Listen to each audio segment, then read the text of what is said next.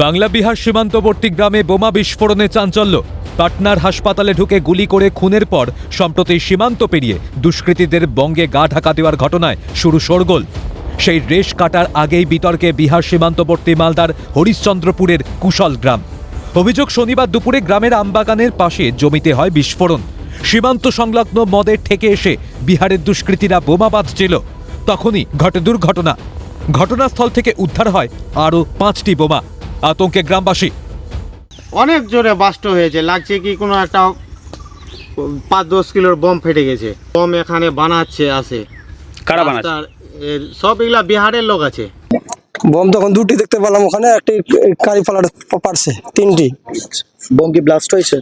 বারাসো একটা 11টার সময় আজ পেয়েছিলাম। পরিস্থিতি সামাল দিতে এসে ঘটনাস্থল ঘিরে রাখে হরিশ্চন্দ্রপুর থানার পুলিশ, কিন্তু নেই জোরদার নিরাপত্তা। ঘটনাস্থলেই অবাধে ঘুরছেন স্থানীয় বাসিন্দা ও শিশুরা। পুলিশের বিরুদ্ধে উদাসীনতার অভিযোগ এলাকাবাসীর। সিএনএর ক্যামেরায় উঠে এলো পুলিশি গাফিলতির অভিযোগ।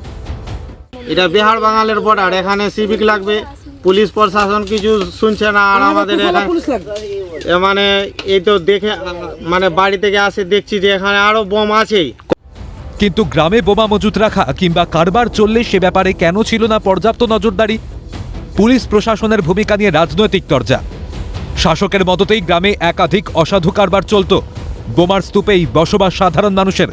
অভিযোগ জেলা বিজেপি সাধারণ সম্পাদক অম্লান ভাদুরীর।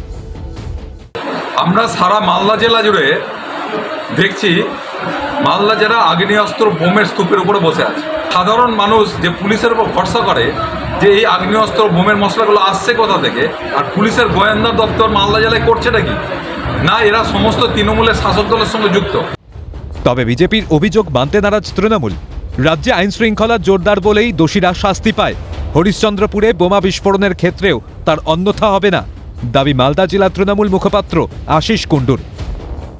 দেখুন, বিজেপি এটা নিয়ে কি বলছে সেটা কোনো ম্যাটার করে না, কারণ এই বাংলায় রুল অফ ল এস্টাবলিশড আছে বলে যে কোনো ধরনের অপরাধীরা সাজাপ্রাপ্ত হয়। তৃণমূল কংগ্রেস সরকারকে ভারতবর্ষের রাজনৈতিক মানচিত্রে হেয় প্রতিপন্ন করবার জন্য যারাই এই চক্রান্ত বিহার থেকে এসে করুক না কেন, তারা আইনের শাসনের দ্বারা কঠোর থেকে কঠোরতম সাজাপ্রাপ্ত হবে। কখনো অবৈধ উপায় সীমান্ত পারাপার, কখনো আবার সীমান্তে বিস্ফোরণ। অরাজক পরিস্থিতি সীমান্তে। কিন্তু কেন? সীমান্তে নিরাপত্তায় গড়িমসির দায় কার? অবিলম্বে পুলিশ প্রশাসন সক্রিয় না হলে আগামী দিনে বাড়বে অরাজক ঘটনা, তা বেশ স্পষ্ট। অভিষেক সাহার রিপোর্ট, ক্যালকাটা নিউজ।